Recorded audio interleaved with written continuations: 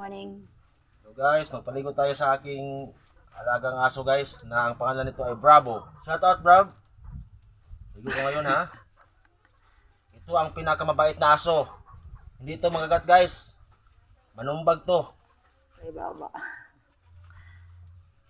So, puging-pugi si Bravo. Sa mga bilabo lang mababae din na aso. Ito na. Paliguan to natin mga idol kasi mga 6 na araw nang hindi ito nakaligo.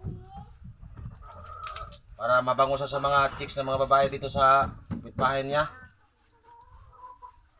Kapit na natin ang sabon na pang laba kasi wala tayong sabon na pang laba, pang kaligo ng aso. Kapaligo ng aso.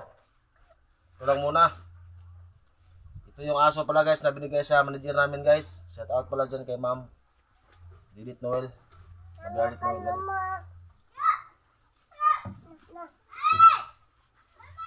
Isang aso sa bahay namin. Rob? Kailangan talaga paliguan, Rob, ha?